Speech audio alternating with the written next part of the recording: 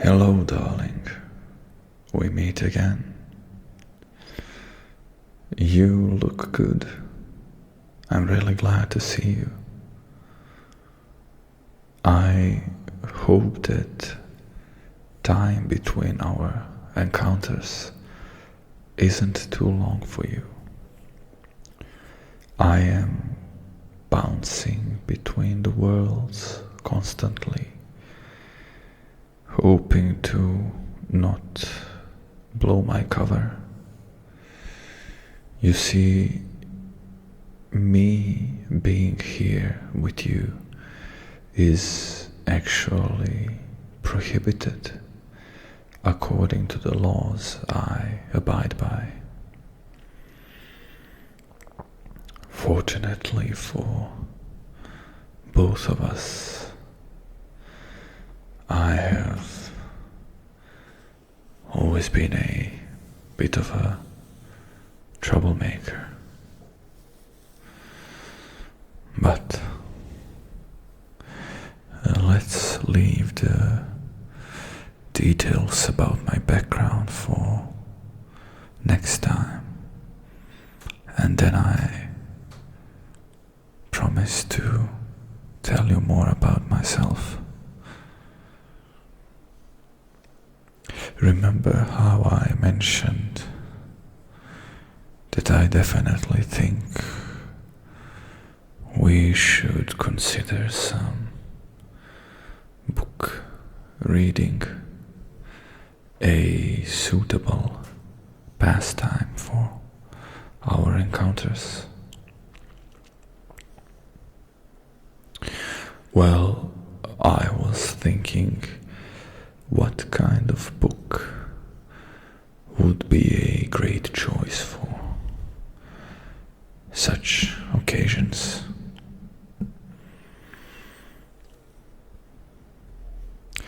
To keep the ongoing fantasy theme between the two of us, I decided to choose something from that genre.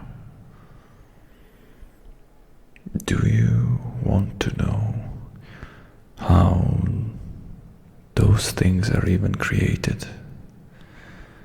As far as you know, writers are the ones responsible for a lot of different creations over many, many years. But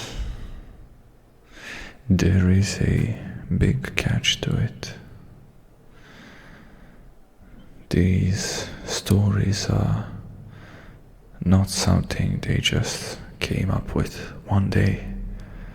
No. It is much more complicated than that. You see, there is so much that you Terrans don't know. It is almost cute to me, but let me get you in on a little secret. It will be the first one between the two of us.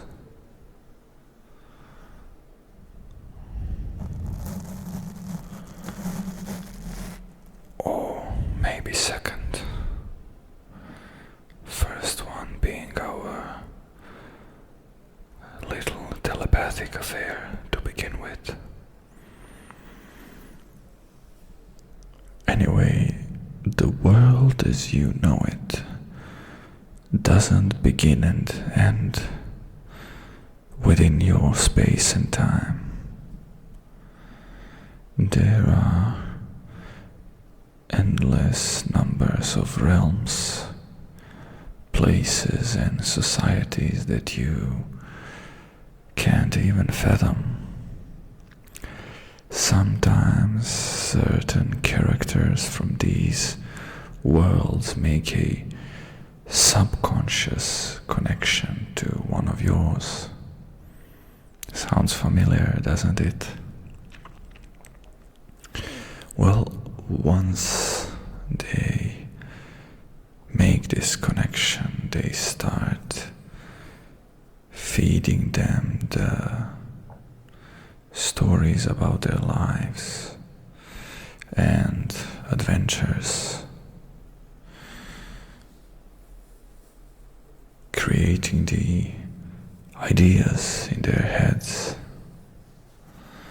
and more or less telling the stories through these chosen people, which later just write them down so that everybody else can experience this knowledge.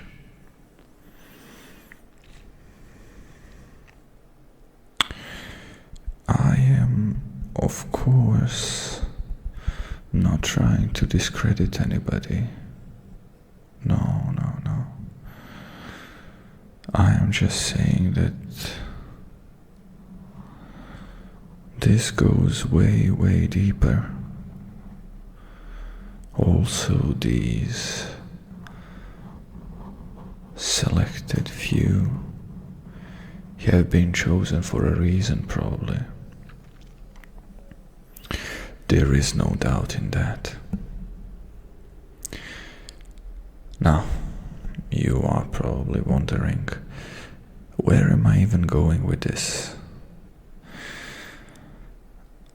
Well, I found out that one of the very popular characters here on Earth is also somebody that I am quite fond of.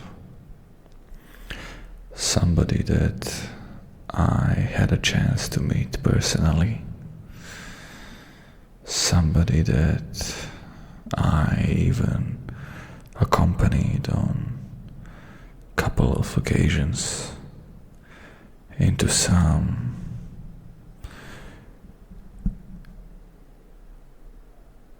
highly questionable and potentially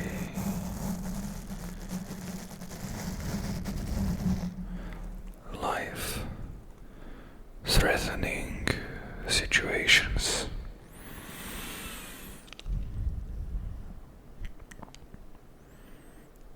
He goes around by many names. Butcher of Blaviken, White Wolf, Gwynblade, if you are familiar with the elder speech from his universe. But you would probably know him by his actual name, Geralt of Rivia. You could say that he is a key player when it comes to stories about witchers.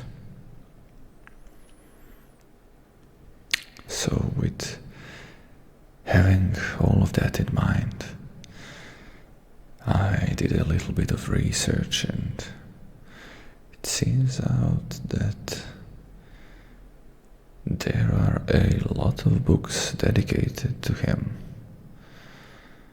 So I made sure to find a correct order in which we can read them.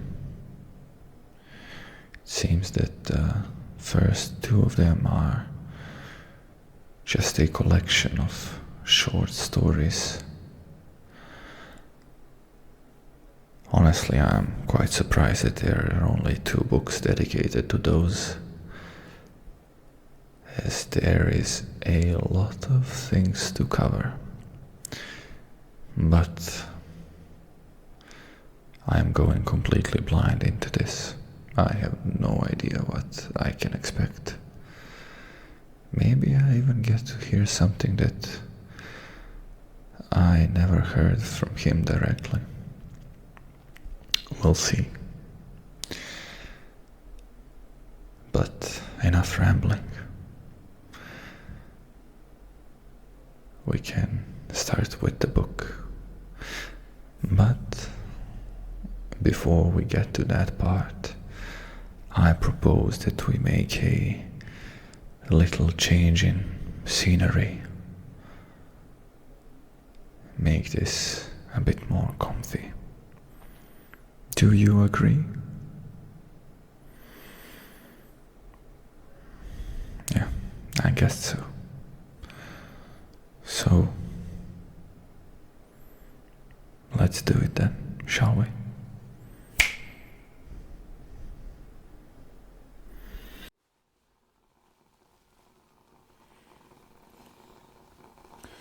I hope you agree with me that this will be much more comfortable.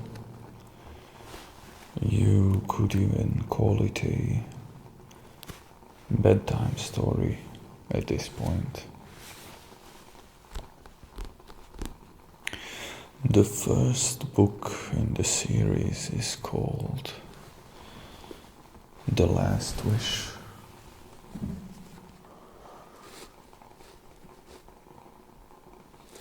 It is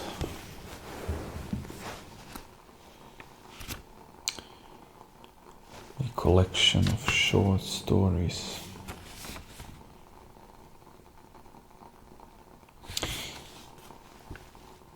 Because of all the, let's say, foreplay that we did today, I think I'll maybe divide the first story into 2 parts. We'll start now and maybe we get to finish it the next time we meet. I hope you won't mind that. I am not sure how much I have it in me to sustain the mind connection today. Oh, the crackling sound. Yeah, I thought that you would appreciate some.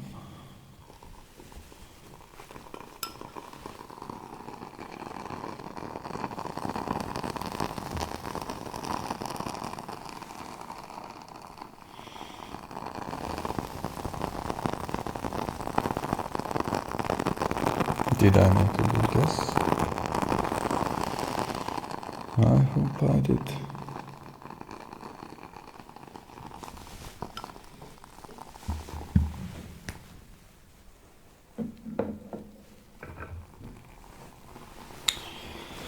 Anyway, enough rambling. Let's start with this baby, shall we?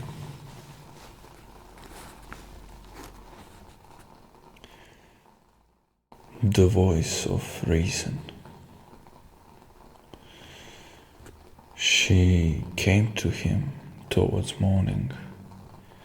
She entered very carefully, moving silently, floating through the chamber like a phantom. The only sound was that of her mantle brushing her naked skin. Yet this faint sound was enough to wake the witcher, or maybe it only tore him from the half slumber in which he rocked monotonously, as though traveling through fathomless depths, suspended between the sea bed and its calm surface amidst gently undulating strands of seaweed. He did not move, did not stir, The girl flitted closer, threw off her mantle, and slowly, hesitantly rested her knee on the edge of the large bed. He observed her through lowered lashes, still not betraying his wakefulness.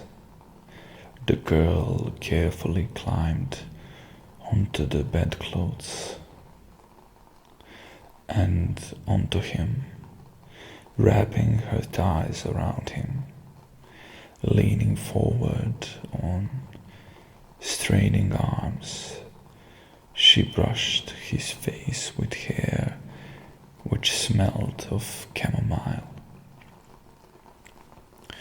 Determined and as if impatient, she leaned over and touched his eyelids, cheeks, lips, with the tips of her breasts.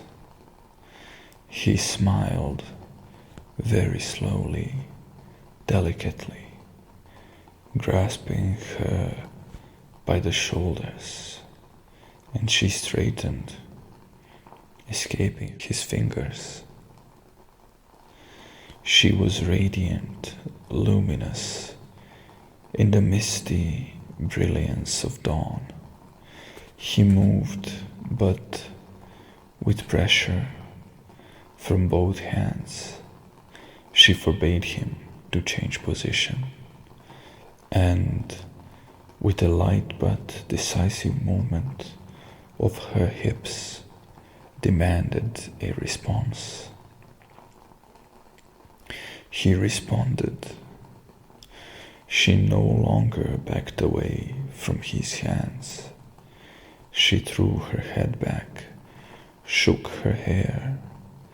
Her skin was cool and surprisingly smooth.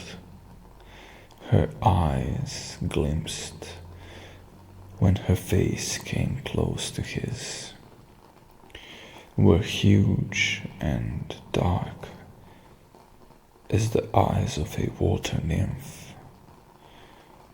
Rocked, he sank into a sea of chamomile as it grew agitated and seated.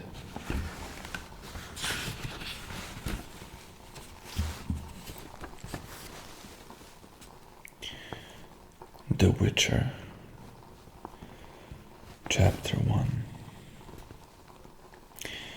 Later, it was said that man came from the north, from Roper's Gate.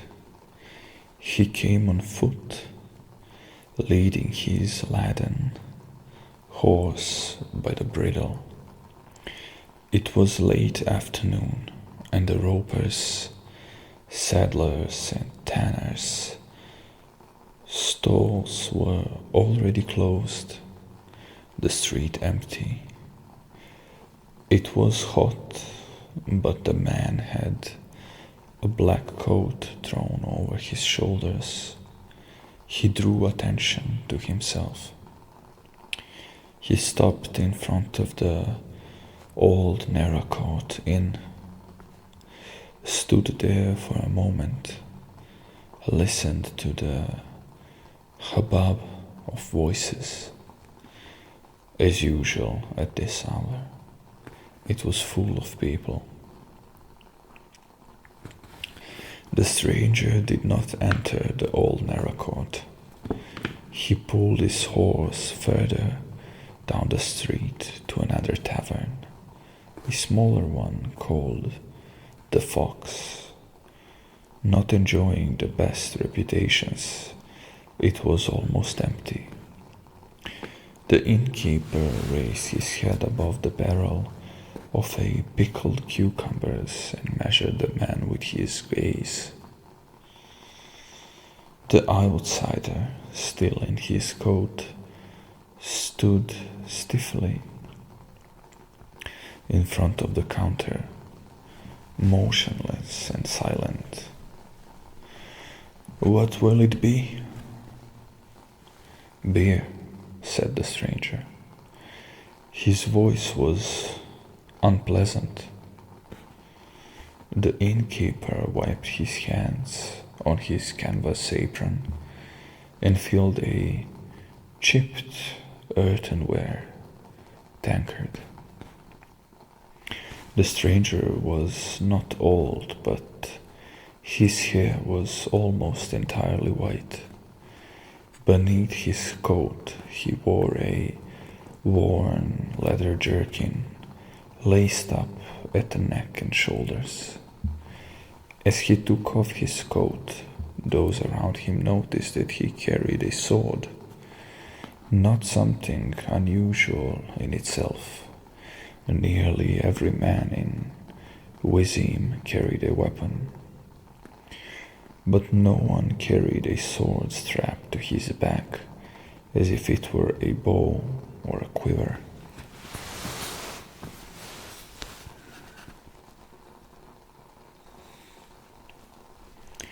The stranger did not sit at the table with the few other guests. He remained standing at the counter, piercing the innkeeper with his gaze. He drew from the tankard. "I'm looking for a room for the night." "There's none," grunted the innkeeper, looking at the guest's boots, dusty and dirty. "Ask at the old narrow court." "I would rather stay here." "There is none." The innkeeper finally recognized the stranger's accent. He was Rivian. "I'll pay." The outsider spoke quietly, as if unsure, and the whole nasty affair began. A pock-marked beanpole of a man who, from the moment the outsider had entered, had not taken his gloomy eyes from him, got up and approached the counter. Two of his companions rose behind him, no more than 2 paces away. "There's no room to be had, you Rivian vagabond," rasped the pocket man, standing right next to the outsider. "We don't need people like you in Vizim. This is a decent town."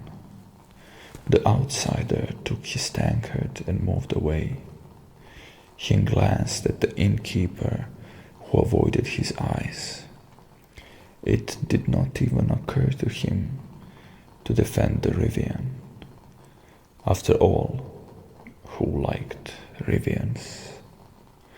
"All Rivians are thieves," the pock-marked man went on, his breath smelling of beer, garlic, and anger. "Do you hear me, you bastard?" "He can't hear you. His ears are full of shit," said one of the men with him, and the second one cackled.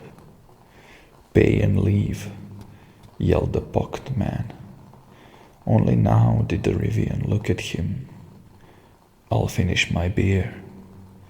"We'll give you a hand," the pocket man hissed. He knocked the tankard from the stranger's hand and simultaneously grabbed him by the shoulder, dug his fingers into the leather strapped, which ran diagonally across the outsider's chest. One of the men behind him raised a fist to strike. The outsider curled up on the spot, throwing the pocket man off balance. The sword hissed in its sheath and glistened briefly in the dim light. The place seethed. There was a scream, and one of the few remaining customers stumbled towards the exit.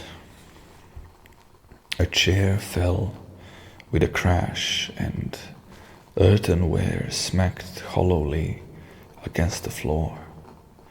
The innkeeper, his lips trembling, looked at the horribly slashed face of the pocket man, who, clinging with his fingers to the edge of the counter, was slowly sinking from sight. The other two were lying on the floor, one motionless, the other writhing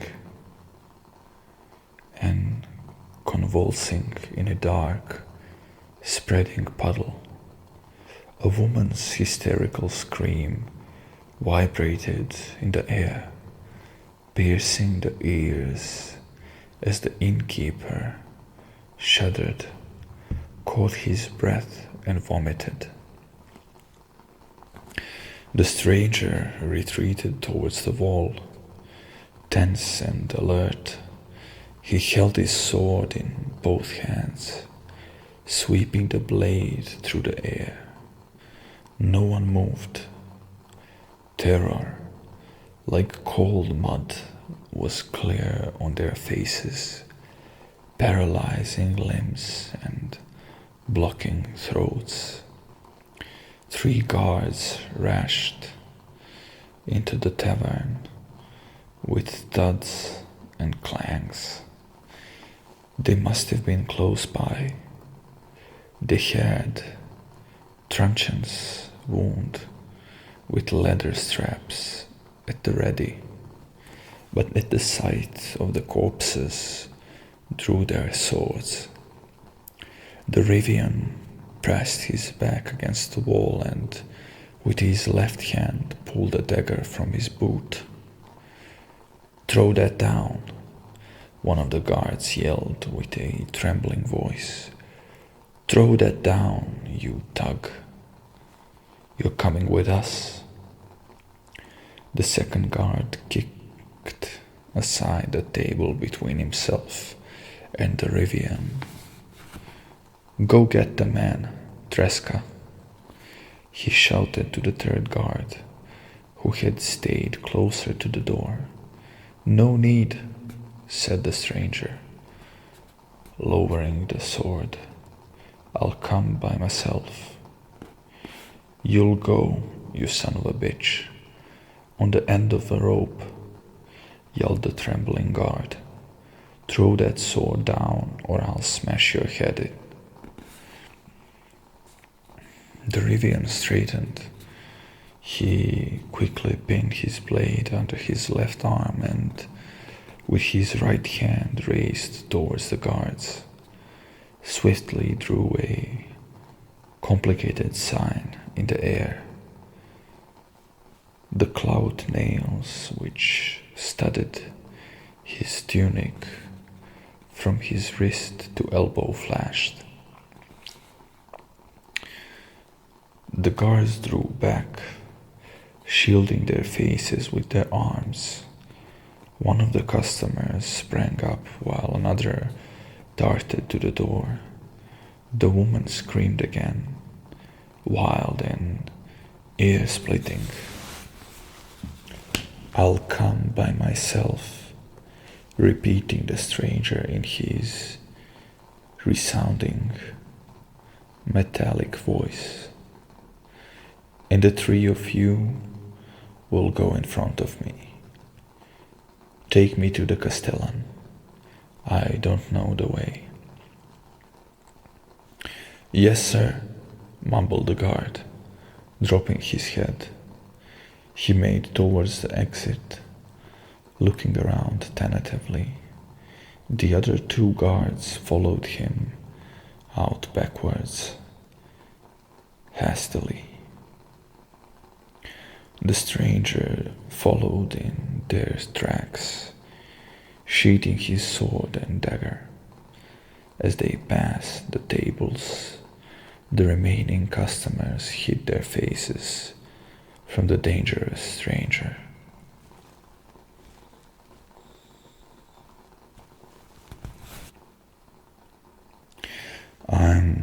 be honest, darling, this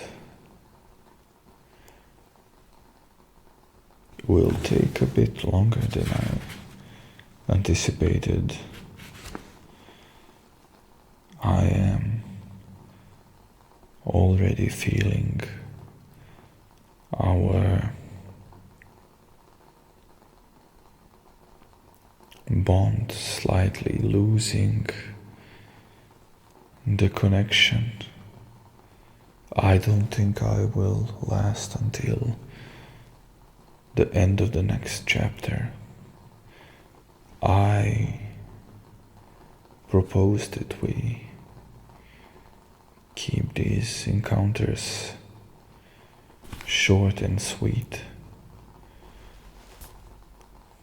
No need to overly prolong them. And I really promise that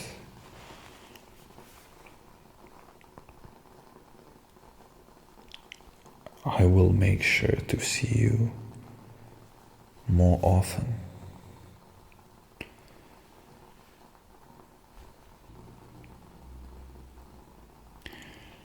Goodbye, darling. I'll see you very soon in our next chapter. Bye bye.